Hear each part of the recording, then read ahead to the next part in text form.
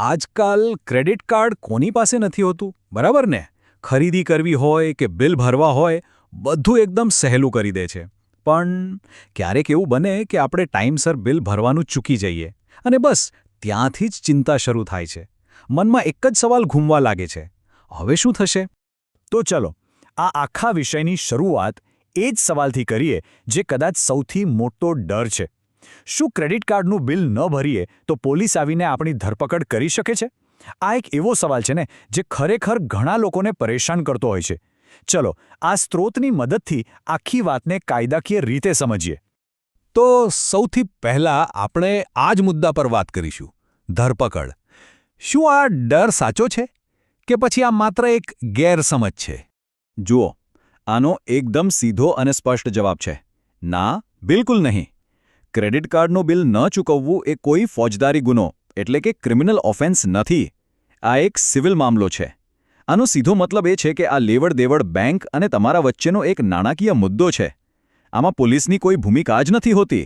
એટલે ફક્ત બિલ ન ભરવા બદલ કોઈની ધરપકડ થઈ જ ના શકે. તો મનમાંથી આ ડર તો સૌથી પહેલાં કાઢી જ નાખજો. ચલો, ધરપકડનો ડર તો દૂર થઈ ગયો, પણ એનો અર્થ એવો બિલકુલ નથી કે બિલ ન ભરવાથી કોઈ જ ફેર નથી પડતો. એના કેટલાક વાસ્તવિક અને ગંભીર નાણાકીય પરિણામો આવી શકે છે. તો ચાલો જોઈએ કે એ કયા પરિણામો છે. હવે અહીં ધ્યાન આપજો. સૌથી પહેલી અને મોટી અસર પડે છે તમારા ક્રેડિટ સ્કોર પર. અને ખરાબ ક્રેડિટ સ્કોરનો મતલબ એ છે કે ભવિષ્યમાં તમારે લોન લેવી હોય કે પછી બીજું કોઈ ક્રેડિટ કાર્ડ લેવું હોય તો બહુ જ મુશ્કેલી પડશે. એટલું જ નહીં, બેંક તમને બ્લેકલિસ્ટ પણ કરી શકે છે અને તમારું હાલનું કાર્ડ પણ બ્લોક કરી શકે છે. આ બધી વસ્તુઓ લાંબા ગાળે તમારી નાણાકીય આઝાદીને ઓછી કરી શકે છે. ભલે પોલીસ આ મામલામાં વચ્ચે ના આવે, પણ બેંક પાસે પોતાના પૈસા પાછા લેવા માટે કાયદાકીય રસ્તાઓ તો હોય જ છે. તો ચાલો હવે એ સમજીએ કે બેંક પોતાની બાકી રકમ વસૂલવા માટે કયા કયા પગલાં લઈ શકે છે. આ પ્રક્રિયાને આપણે સ્ટેપ બાય સ્ટેપ સમજીએ. પહેલું પગલું, જો તમારું સેવિંગ્સ એકાઉન્ટ પણ એ જ બેંકમાં હોય તો બેંકને અધિકાર છે કે એ ખાતામાંથી પોતાની બાકી રકમ કાપી લે.